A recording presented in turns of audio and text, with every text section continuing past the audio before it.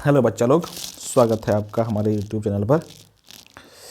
हम किए थे बात, 12th शुरू किए थे बायोलॉजी, है ना। और उसमें से फर्स्ट चैप्टर कर रहे हैं हम लोग। और फर्स्ट चैप्टर कौन था? जीवों में जनन, है ना, रिप्रोडक्शन इन ऑर्गेनिजम्स। ठीक है, उसका 2 लेक्चर कर चुके हैं और ये आज है तीसरा लेक्चर। तो अगर जो 2 लेक्चर नहीं देखा है तो पहले उसको जाकर देखो, और नहीं तो ये हो सकता है थोड़ा सा मुश्किल हो जाए समझने में आपको, है ना। और वो 2 लेक्चर देखने के बाद ये तीसरा लेक्चर जो है आपको आसानी से इजीली समझ में आएगा। ठीक है, तो ये बात करेंगे आज तीसरे लेक्चर में। तीसरे लेक्चर में बात करेंगे आज लैंगिक जनन की। इससे पहले का लेक्चर में किए थे अलैंगिक जनन के बारे में किए थे, है ना, एसेक्सुअल रिप्रोडक्शन के बारे में कर चुके थे। और ये यहाँ पे बात करें हम किसकी? सेक्सुअल रिप्रोडक्शन की, लैंगिक जनन की, है ना। तो देखो, लैंगिक जनन में क्या होता है? लैंगिक जनन में मुख्य रूप से जो घटनाएं होती है ना, उसमें क्या होता है, एक युग्मक बनता है। युग्मक को इंग्लिश में कहते हैं गैमीट, है ना। तो इसमें क्या होता है, गैमीट बनता है ना।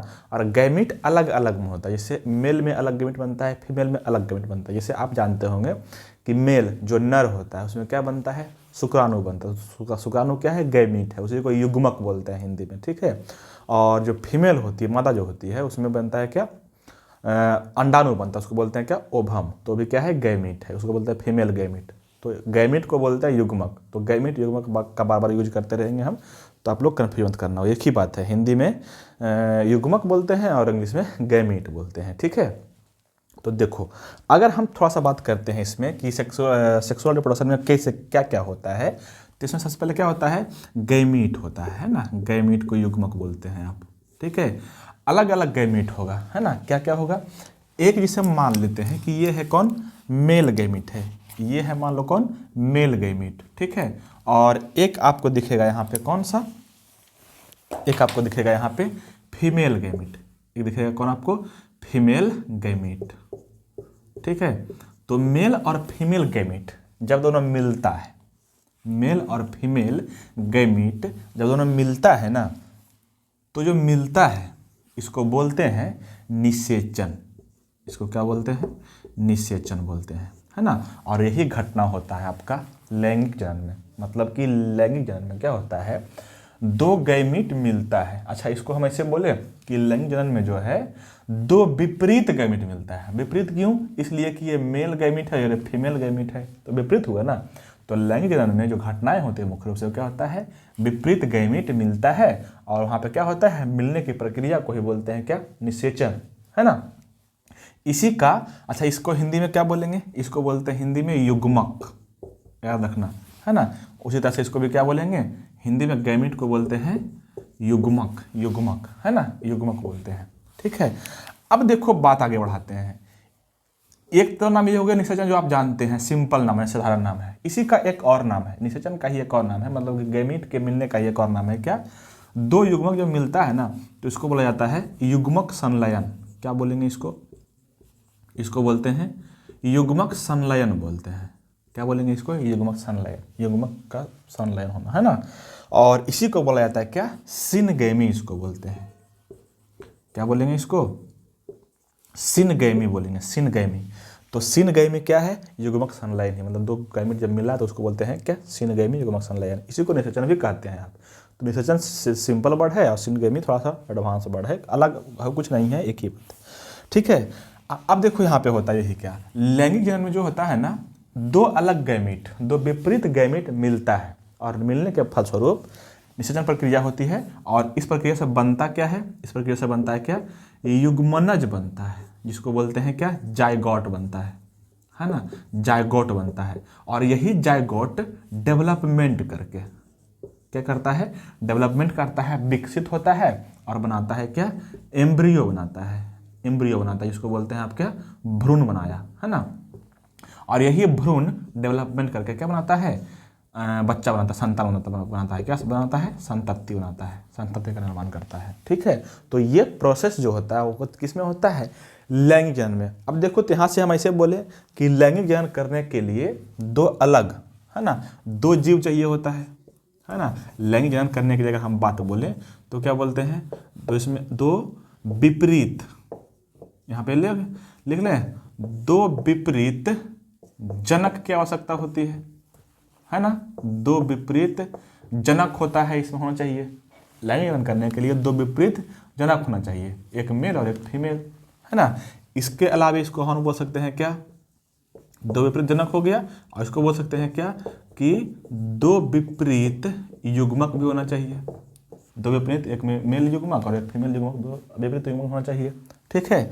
और इसके अलावे इसमें जो मेन प्रक्रिया होती है, जो मेन होता है वो क्या होता है, निषेचन होता है। इसमें निषेचन का होना अनिवार्य है, जबकि अलैंगिक जनन में निषेचन नहीं भी होता था, लेकिन इसमें निषेचन होगा तभी ये होगा प्रोसेस, ठीक है।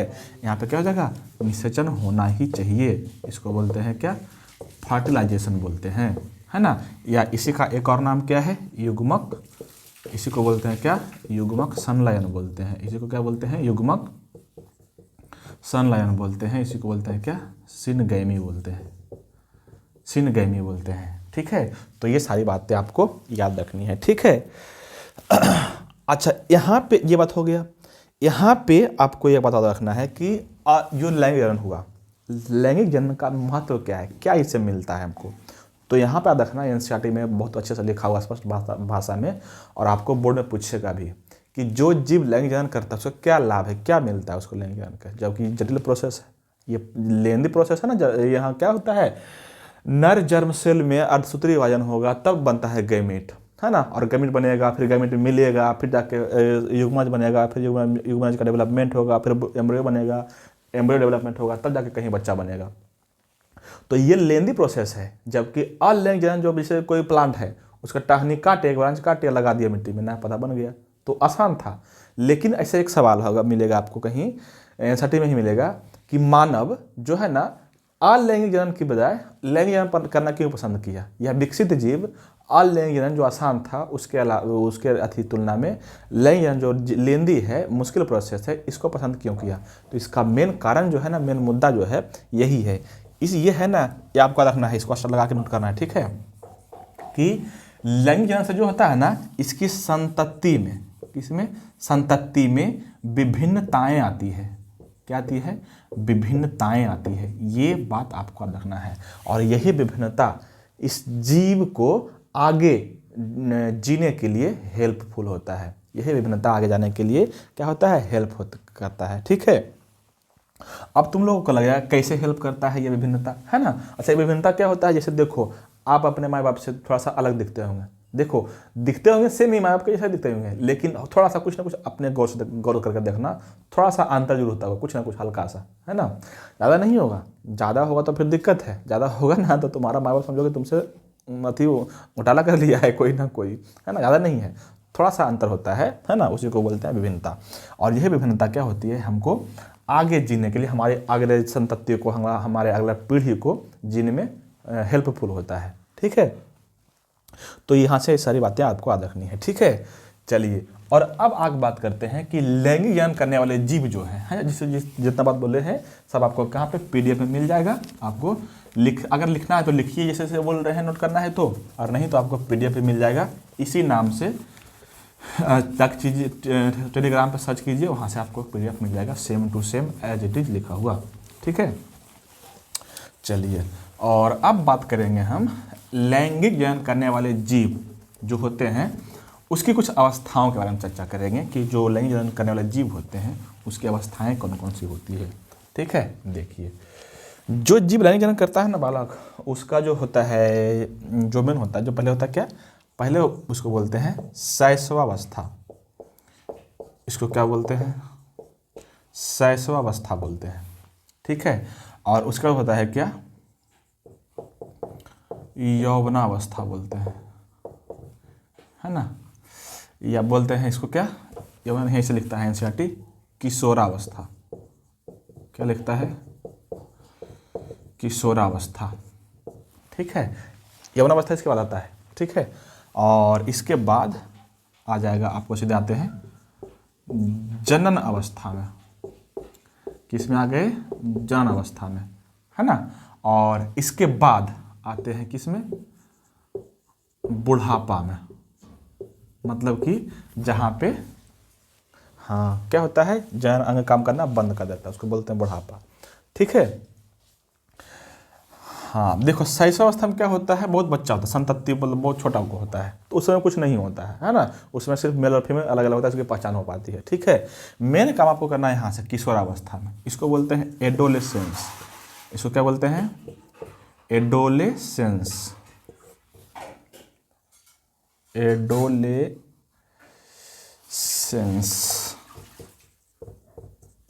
एडोलेसेंस, ठीक है।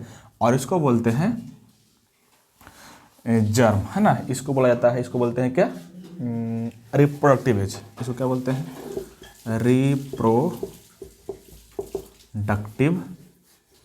फेज बोल सकते हैं आप, फेज बोल सकते हैं। और ये हो गया आपका क्या, सेनाइल। सेनाइल को सेनिलिटी भी बोलते हैं, है ना। देखो किशोरावस्था में क्या होता है ना, है ना, इसका एक और नाम है, इसको कायिक प्रावस्था भी बोला जाता है, आप रखना, इसको कायिक प्रावस्था भी बोला जाता है। इंग्लिश में क्या बोलेंगे, वेजिटेटिव फेज, वेजिटेटिव फेज भी बोलते हैं, कायिक प्रावस्था भी बोलते हैं किशोरावस्था को। ठीक है, इस अवस्था में क्या होगा ये आपको याद रखना है। इस अवस्था में जो है ना लैंगिक अंग, है ना, इसको ऐसे लिखना कि जनन अंग, लैंगिक अंग नहीं, जनन अंग विकसित होता है। इस अवस्था में क्या होगा, जनन अंग जो है किशोरावस्था में विकसित होगा, है ना। और यहाँ पे जनन अवस्था में, इस अवस्था में जनन करता है ना, जनन करता है कोई भी जीव, है ना। और सेनाइलिटी में यहाँ पे क्या होगा, यहाँ पे जनन अंग काम करना बंद कर देगा। क्या होगा, जनन अंग काम करना बंद कर देगा यहाँ पे, है ना। तो यहाँ पे देखो, यहाँ पे हम ओवरऑल कर रहे हैं कब, पूरे सजीव का, पूरे एनिमल का, किसी एक का नहीं कर रहा है। ऐसा नहीं बस तुम समझो कि मानव के बारे में कर रहे हैं, नहीं, मानव के बारे में अलग से पढ़ाएंगे चैप्टर, वो वहाँ पे अलग है। ठीक है, तो हम बात करेंगे अलग से। यहाँ पे कर रहे हैं ओवरऑल जीव में। हम अगर बात करते हैं थोड़ा सा मानव की, तो मानव में जो है ना, फीमेल में लगभग 50 वर्ष के बाद यहाँ पे ख़त्म हो जाता है, उसमें प्रोडक्टिविटी जो है ना ख़त्म हो जाती है फीमेल में। लेकिन मेल में लाइफ लॉन्ग रहता है, मेल जो है हमेशा जीवन भर बच्चा पैदा कर सकता है। ठीक है, तो मानव में थोड़ा सा अलग है ना, उसकी चर्चा करेंगे मानव में आएंगे तब। लेकिन यहाँ पे कर रहे हैं ओवरऑल जीव में हम, है ना, एनिमल में। तो इसको क्या बोले, जनन करने वाला जो जीव, लैंगिक जनन करने वाले जो जीव होते हैं, उसकी 3 अवस्थाएं होती है मुख्य रूप से। एक होगी किशोरावस्था, एडोलेसेंस बोलते हैं, इसी को बोलते हैं कायिक प्रावस्था भी, इसको बोलते हैं क्या, वेजिटेटिव फेज। इसमें क्या होता है इस अवस्था में, तो जनन अंग इस अवस्था में विकसित होता है। दूसरा जो अवस्था आता है कौन, जनन अवस्था, इसको बोलते हैं रिप्रोडक्टिव फेज। इसमें क्या होता है, जनन कर सकता है कोई भी जीव, जनन करता है। ठीक है, और तीसरा जो अवस्था आता है इसके बाद की अवस्था, उसको बोलते हैं बुढ़ापा अवस्था, उसको बोलते हैं सनाइल फेज, है ना। इसमें क्या होता है, जनन अंग काम करना बंद कर देता है। इस तरह से 3 अवस्थाएं होती है।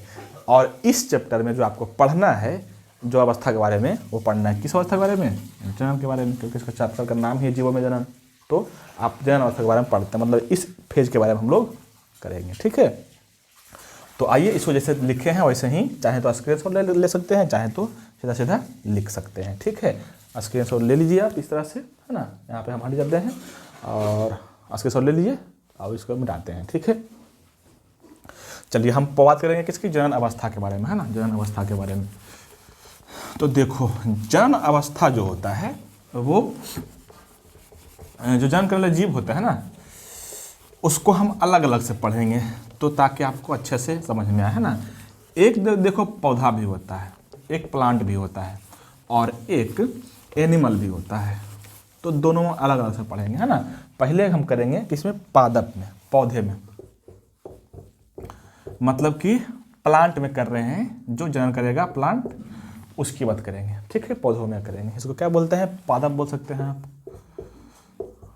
ठीक है, देखो बच्चा, पादप जो है ना, पादप जो है ये 2 प्रकार के होते हैं जनन करने के हिसाब से, जनन करने के दृष्टिकोण से देखते हैं तो ये 2 प्रकार के होते हैं ना।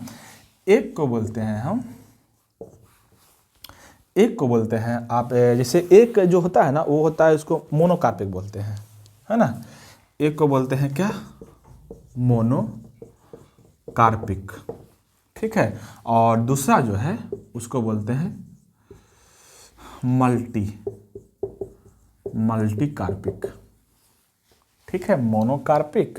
और यहाँ पे हो गया कौन, मल्टीकार्पिक। मल्टीकार्पिक या पॉलीकार्पिक, है ना, मल्टीकार्पिक नहीं पॉलीकार्पिक है ये। तो इसको लिख दो आप पॉलीकार्पिक, ठीक है, हो गया। चलिए बढ़िया है। तो पौधे को दो भागों में हम बांट दिए, जनन करने वाले पौधे को दो भागों में बांट दिए। कौन कौन, एक हो गया मोनोकार्पिक और एक हो गया पॉलीकार्पिक, ठीक है। चलिए अब देखो मोनोकार्पिक क्या हो गया। मोनोकार्पिक में वैसे पौधे को रखा जाता है जो अपने पूरे जीवन काल में सिर्फ और सिर्फ एक बार जिसमें पुष्प लगता है, वैसे पौधे को मोनोकार्पिक पौधे कहते हैं जिसमें अपने पूरे जीवन काल में सिर्फ और सिर्फ एक बार पुष्प लगता है। वैसे पौधों को रखेंगे किसमें, मोनोकार्पिक में, ठीक है, लिख लें, है ना। वैसे पौधे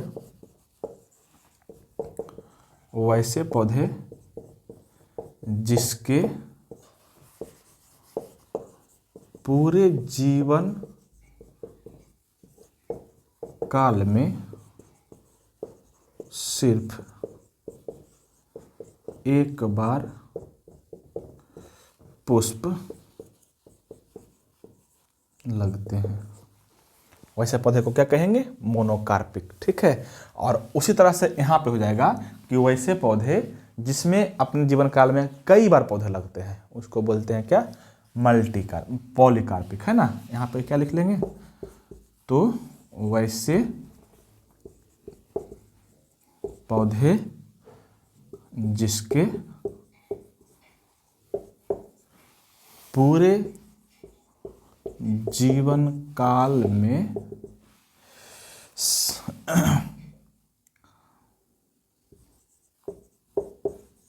कई बार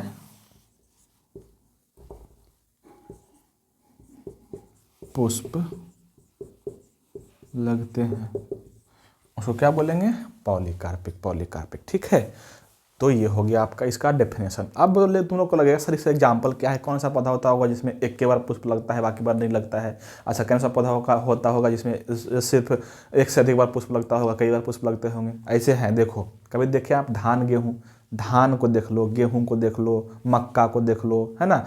ऐसे पौधे में क्या होता है, जीवन में सिर्फ एक ही बार, जो धान है, धान में क्या, धान को ऐसे धान फरता है उसको काट लेता है बाली, तो नया पौधा फिर नया फूल उसमें लगता है फिर से नहीं, उसके पेड़ को ही काट लेते हैं। एक बार फरा पेड़ को ही काट लिए।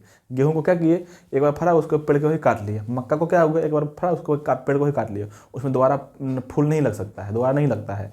तो ऐसे पौधे को बोलते हैं क्या, मोनोकार्पिक। वही लिखे हैं, वैसे पौधे जिसके पूरे जीवन काल में सिर्फ एक बार ही लगता है ना। तो इसका एग्जाम्पल क्या हो जाएगा, क्या हो जाएगा इसका एग्जाम्पल हो जाएगा आपको धान और गेहूं बोल सकते हैं, एक मक्का भी बोल सकते हैं, है ना। ये तीन कम से कम एग्जाम्पल याद रखिएगा, धान, गेहूं और मक्का, ठीक है।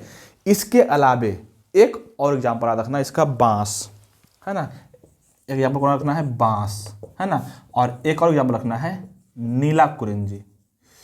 इसको क्या बोलते हैं, नीला कुरिंजी। बांस और नीला कुरिंजी जो है ना, इसमें भी अपने जीवन काल में सिर्फ एक ही बार पुष्प लगते हैं, लेकिन अंतर ये है कि बांस में अपने पूरे जीवन काल में लगभग 50 से 100 वर्ष में लगता है एक बार पुष्प, एक ही बार होगा, क्योंकि इसका जीवन काल बहुत लंबा होता है ना, इसलिए 50 से 100 वर्ष में मतलब जाकर पुष्प होगा एक ही बार। 50 वर्ष में होगा, 60 या 70 वर्ष में होगा, लेकिन होगा एक ही बार। तो जल्दी आपको बांस का पुष्प दिखता नहीं होगा, बहुत कम देखते होंगे, है ना। अच्छा, कोई बच्चा ऐसे मत सोचना कि बांस में पुष्प नहीं होता ना, होता है, लेकिन 50 से 100 वर्ष में सिर्फ एक बार होता है ना, उसको खत्म हो जाएगा, ठीक है, बांस में। और एक है आपका नीला कुरिंजी, इसमें जो है ना, ये भी उसी तरह का है, इसमें 12 वर्ष में सिर्फ एक बार पुष्प होगा। नीला कुरिंजी जो है, इसमें क्या होगा, 12 वर्ष में सिर्फ और सिर्फ एक ही बार पुष्प होगा, है ना। और ये होता कहाँ पे है, तो ये होता है जनरली नीलगिरी क्षेत्र में। नीलगिरी तमिलनाडु के क्षेत्र में होता है, तमिलनाडु और केरल के आसपास इलाका होता है, उसको बोलते हैं क्या, नीलगिरी। तो नीलगिरी के पहाड़ पे मिलता है ये फूल, नीला कुरिंजी, है ना।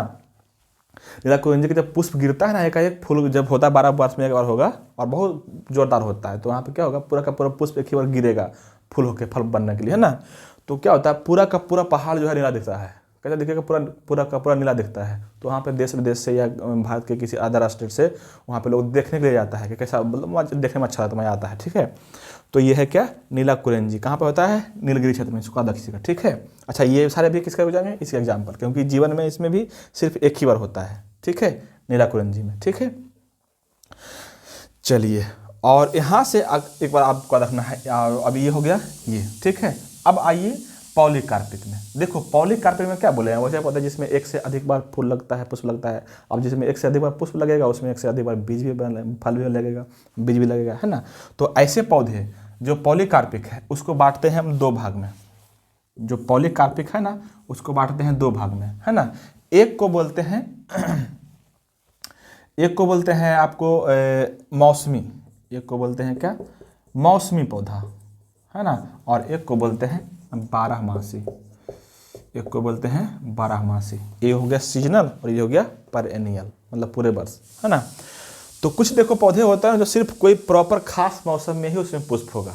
जैसे देखो आम लगभग मार्च के महीने में होता है, पूरे वर्ष नहीं होगा, है ना। अच्छा कोई एक आध पौधा है तो उसको छोड़ देना, है ना। तो आम हो गया, जामुन को देख लीजिए आप, कोई खास प्रॉपर सीजन में ही लगेगा। कटहल को देख लो, किसी खास प्रॉपर सीजन में ही लगेगा। बेल को देख लो, किसी खास प्रॉपर सीजन में ही लगेगा। तो इस सब को बोलते हैं क्या, सीजनली। इसको बोलते हैं क्या, मौसमी, है ना। हालांकि एक बार थोड़ी, एक अगले वर्ष में लग गया तो फिर अगले वर्ष में लगेगा, तो फिर अगले वर्ष में लगेगा। तो मतलब जीवन में कई बार फूल आते हैं, पुष्प होते हैं, लेकिन सीजन में होते हैं, अलग अलग सीजन में, है ना। तो इसको बोलते हैं ऐसे पौधे को क्या बोलते हैं, मौसमी बोला जाता है ना। जैसे लिख लो इसका क्या जगह, आम एग्जाम्पल लिख सकते हैं, जामुन लिख सकते हैं एग्जाम्पल, है ना। एग्जाम्पल बहुत सारे हो जाएंगे, जामुन लिख सकते हैं, है ना ये। और यहाँ पे जो है बारहमासी, जो है बारहमासी में मतलब जनरली कौन आते हैं, पुष्प आते हैं, जनरली पुष्प, मतलब उसमें 12 महीना फूल लगल रहेगा, है ना। हमेशा फूल होते रहेगा, एक खत्म होगा ये दूसरा आ जाएगा, ये दूसरा खत्म होगा तीसरा आ जाएगा। तो इस तरह से होता है क्या, बारहमासी। और इसमें जनरली जो है ना पुष्प आता है। पुष्प मतलब कौन सा पुष्प, जो फूल होते हैं, जो फूल चढ़ाते हैं ना, गुलाब वगैरह हो गया, है ना, गेंदा वगैरह, चमेली वगैरह, ये सब का पुष्प आता है। तो ये आपको यहाँ से याद रखना है ना। इसमें से जो एग्जाम्पल आपको याद रखना है ना, ये याद रखना है क्या, आम, जामुन, और एक याद रखना है क्या आपको, यहाँ से रखना है क्या आपको, कटहल और सेब। ये सभी एग्जाम्पल आप यहाँ रखना है। और बाकी पुष्प याद रखना है आपको, कौन, गुड़हल याद रखना है ना, जिसको बोलते हैं हिबिस्कस। ठीक है, इसको चाइना रोज भी बोलते हैं। ठीक है, तो ये सब कम से कम आपको याद रखना है यहाँ से। ठीक है, ये हो गया आपका पौधा। ठीक है, चलिए, और अब बात करते हैं हम प्राणियों की, है ना। ये हो गया, आप यहाँ से इसका फोटोकॉपी अथी कर लीजिए, स्क्रीनशॉट, उसके बाद हम करेंगे आगे। ठीक है, चलिए, स्क्रीनशॉट हो गया, अब करते हैं आगे, है ना। आगे अब जैसे देखो प्लांट पढ़े हैं तो उसी तरह से करना है हमको क्या, एनिमल करना है ना। एनिमल भी होते हैं इसी तरह से। अब हम बात करेंगे किसकी, एनिमल की।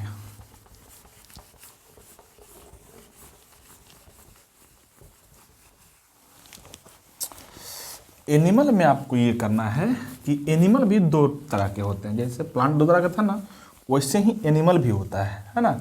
देखो अगर हम बात करते हैं एनिमल की, एनिमल मतलब को बोलते हैं क्या, प्राणी बोलते हैं। ठीक है, एनिमल, है ना। एनिमल भी दो प्रकार से जनन करता है ना। दो प्रकार के बांटते हैं इसको। एक को बोलते हैं कंटिन्यूअस, एक को बोलते हैं क्या, कंटिन्यूअस, इसको बोलते हैं सतत जनक बोल सकते हैं आप, जनक नहीं बोलो, प्रजनक बोल दो, सतत प्रजनक, है ना। और एक को बोलते हैं मौसमी प्रजनक, एक को बोले सतत, एक को बोले क्या, मौसमी प्रजनक। ठीक है, अब देखो एनिमल में भी कुछ ऐसे एनिमल होते हैं जो कोई खास, मतलब कोई जो है ना होगा ना लगातार जनन कर सकता है, मतलब कि 12 महीना में, मतलब कभी भी जनन कर सकता है। तो एक साल में या 12 महीने में जो हमेशा जनन करने में तैयार रहता है, हमेशा जनन कर सकता है, उसको बोलते हैं सतत प्रजनक। ठीक है, और जो किसी खास मौसम में ही जनन करता है उसको बोलते हैं मौसमी प्रजनक। ठीक है, तो जैसे मानव है, जैसे मानव क्या है, एनिमल है। तो मानव की अगर बात करते हैं तो मानव में कभी बच्चा हो जाएगा, कोई जरूरी नहीं है कि ठंडी में होगा, गर्मी में होगा, या कोई खास मौसम में होगा, नहीं, कभी भी हो सकता है। कभी भी जब भी वो मीटिंग करेगा मेल फीमेल, वहाँ बच्चा हो जाएगा। तो यहाँ पे क्या करेंगे, वो क्या है, कभी भी कर सकता है, तो उसको क्या बोलेंगे, सतत प्रजनन। लेकिन कभी देखते होंगे आप कुत्ता कुत्ती वगैरह को, है ना, कभी देखते होंगे कुत्ते वगैरह जनरली ठंडी में प्रजनन करेगा, जनरली, है ना, अगर रेयर केस में हो जाता है कभी कभी, लेकिन जनरली कुत्ती जो है ना ठंडी में बच्चा पैदा करेगी, ठीक है। तो या वो क्या है, मौसमी प्रजनक है वो। जनरली कभी देखते होंगे भालू, अगर देखे होंगे, जैसे देखे नहीं होंगे, है ना, भालू वगैरह हो गया, ये सब क्या होता है, मौसमी प्रजनक होता है। अधिकतर जंगली जीव जो है ना मौसमी प्रजनक होता है। अच्छा, इसका बड़ा फायदा है क्या, देखो, जिससे जो सतत प्रजनक है वो थोड़ा सा बुद्धिमान हो गया है, जैसे मानव है ना, वो थोड़ा सा बुद्धिमान हो गया है ना।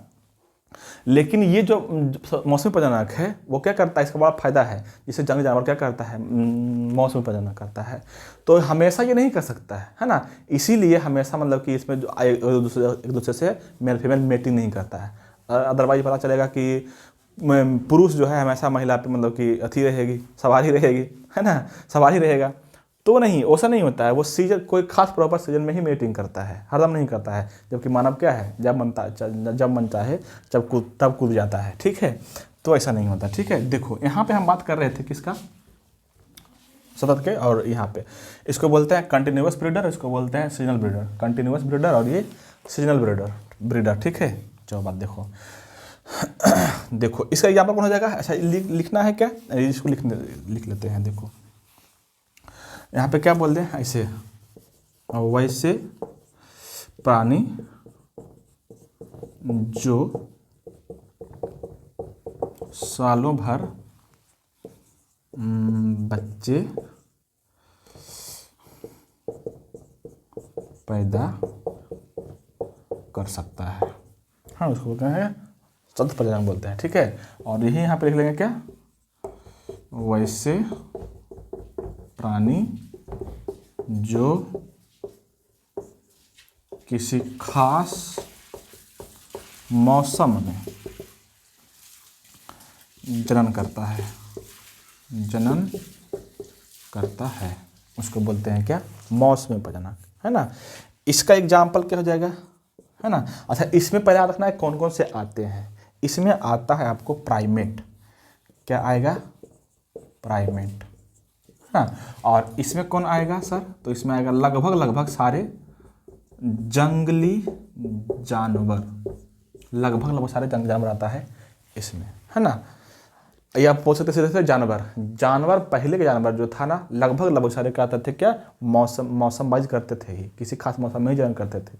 लेकिन अभी तुम लोग को लगेगा नहीं, गाय को तो देखते हैं कभी बच्चा पैदा कर देती है, भैंस को देखते हैं कभी बच्चा पैदा कर देती है ना, सूअर को देखते हैं कभी बच्चा पैदा कर देता है, या मुर्गी देखते हैं कि मुर्गी कभी भी अंडा दे देता है।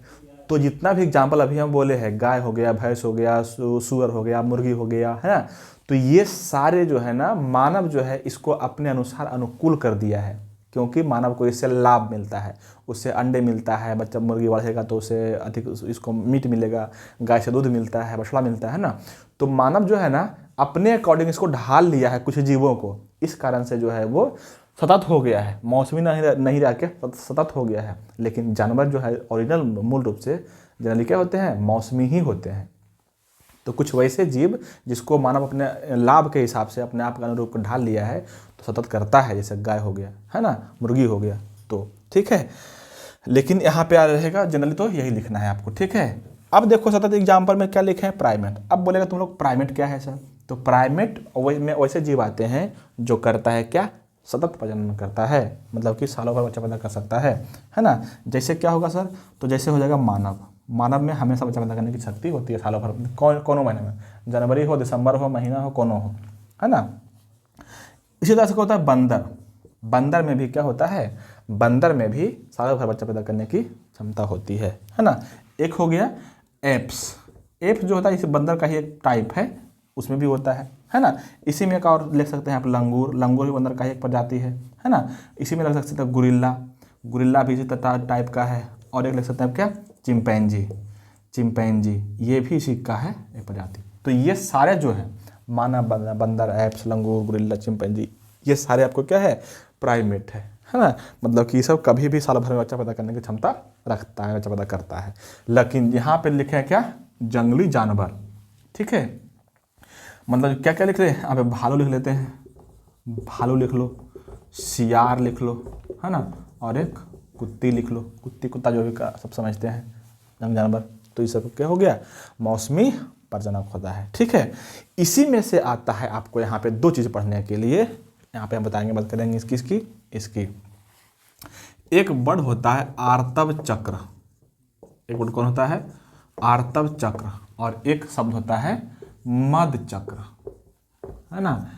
एक वर्ड लिखे हैं आर्तव चक्र, एक वर्ड लिखे हैं मध चक्र। इसको बोलते हैं इंग्लिश में मेंस्ट्रुअल साइकिल, और इसको बोलते हैं ओएस्ट्रस साइकिल। ठीक है, इसको बोलते हैं मेंस्ट्रुअल साइकिल, इसको बोलते हैं ओएस्ट्रस साइकिल, है ना। देखो क्या अंतर दोनों में है। वैसे जीव अच्छा, आर्तव चक्र को ही मासिक चक्र भी कहते हैं, मासिक चक्र भी कहते हैं, या इसी को बोलते हैं मासिक धर्म भी बोलते हैं, है ना। ये सारे बात एक ही है, एक ही चीज़ है। ठीक है, अब देखो क्या है दोनों में अंतर। जो आर्तव चक्र होता है ना, उसमें क्या होता है, इससे गैमीट बना, है ना, वहाँ पे ओवरी में क्या हुआ, गैमीट बना, अंडाशय में गैमीट बना, मतलब युग्मक बना, है ना। ये होता है जनरली किसमें, फीमेल बॉडी में होता है, मेल में नहीं होता है, फीमेल में होता है। क्या होता है, देखो जैसे मान लो एक फीमेल है ना, तो वहाँ पे क्या होता है, इस सेकंड हम बनाते हैं एक फिगर, तो आपको अच्छे समझ में आएगा। इसको बनाते हैं, तो नोट अथी कर लेना, स्क्रीनशॉट कर लेना, और नहीं तो PDF मिल जाएगा आपको सेम टू सेम, है ना। जो लिखे हैं वहाँ यहाँ पे बात वहीं पे लिखा हुआ मिल जाएगा। ठीक है, तो घबराने की बात नहीं है कि नहीं लिखाया। देखो जैसे मान लो कि यहाँ पे है आपका, यहाँ पे इस तरह से ये एक स्ट्रक्चर होता है,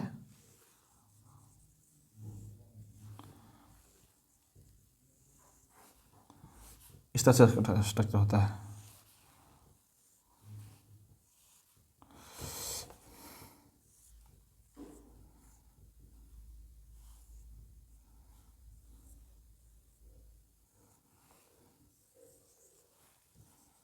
देखो ये क्या है, यही है आपका, है ना, ये। ठीक है, यही है आपका क्या, यहाँ पर रहता है ओवरी, यहाँ पे अंडाशय रहता है, यहाँ पे बना, मान लो कि यहाँ पे बना क्या, अंडाणु बन गया। ठीक है, मान लो यहाँ पे क्या हो गया, अंडाणु बन गया।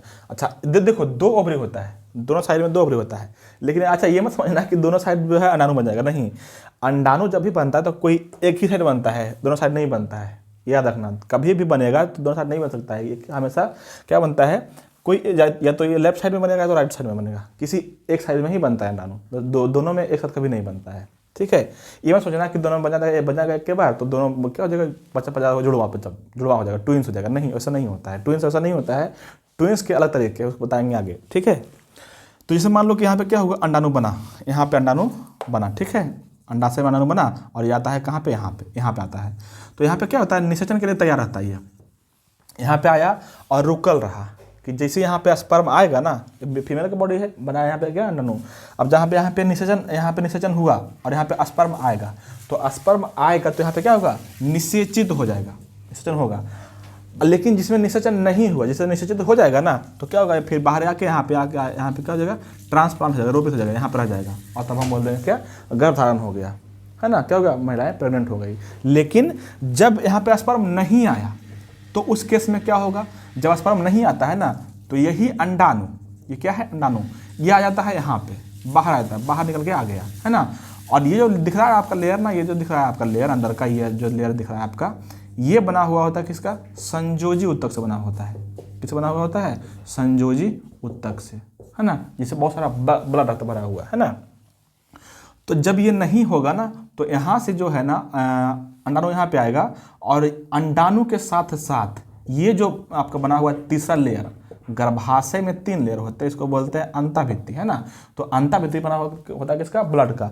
ये पूरा का पूरा अंताभित्ति टूट जाता है और अंडाणु के साथ बाहर निकल जाता है। मतलब कि फीमेल के बॉडी से जो रक्त स्राव होता है ना हर एक महीने में, उसी को बोलते हैं क्या, मासिक धर्म, उसी को बोलते हैं मासिक चक्र, उसी को बोलते हैं आर्तव चक्र। तो ठीक है, तो इसी को बोलता है क्या, आर्तव चक्र। मतलब आर्तव चक्र में क्या होता है, अंडाणु के साथ साथ ब्लीडिंग होती है ना।